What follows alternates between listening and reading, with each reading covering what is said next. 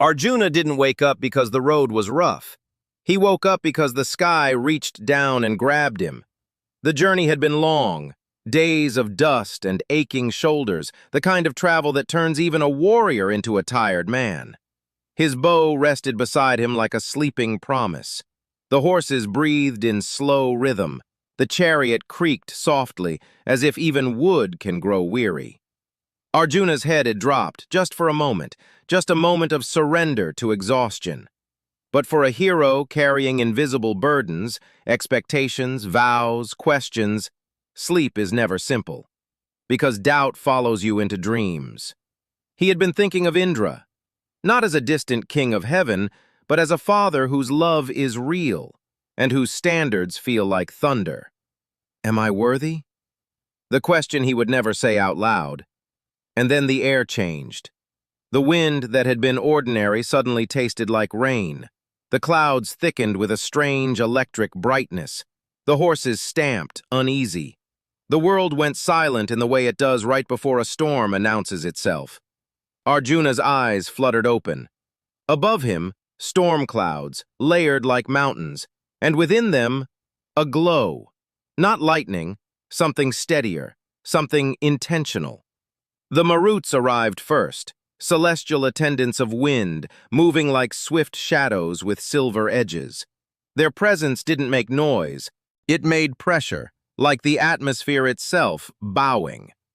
Arjuna pushed himself upright, hand going instinctively toward his weapon. But this was not an enemy. This was summoning. Then came the spectacle, the kind of sight that makes your mind refuse to interpret it. A gigantic, luminous hand descended from the storm. Not a vague shape, not a trick of cloud. A hand, radiant, real, vast enough to cover the chariot like a blessing and a warning at the same time. It reached down. Fingers of light closed around the chariot pole, and with one effortless motion, it lifted. The wheels left the earth. The horses neighed, legs kicking at air. Dust fell away below them like old worries dropping off. Arjuna's stomach rose into his throat, not from fear, but from the sudden realization. He was being picked up, like a child, like a chosen one, like an arrow being placed on the string. The road below stretched and shrank, becoming a thin line. The landscape turned miniature, villages like scattered seeds, rivers like threads.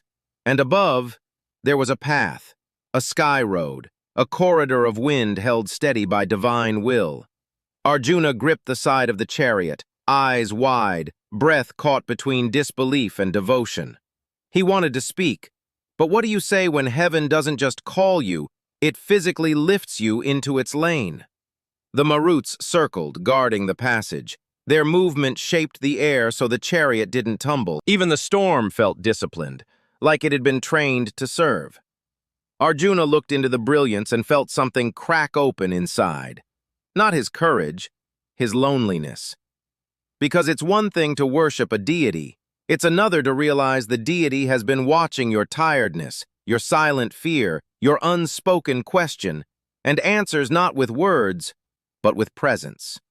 The luminous hand didn't squeeze, it didn't punish, it held, firmly, as if saying, "You don't have to drag yourself every mile alone."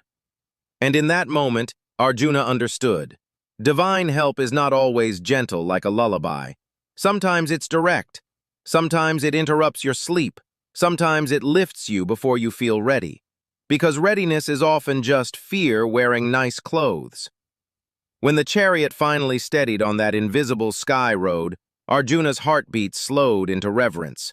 He wasn't just traveling anymore. He was being carried.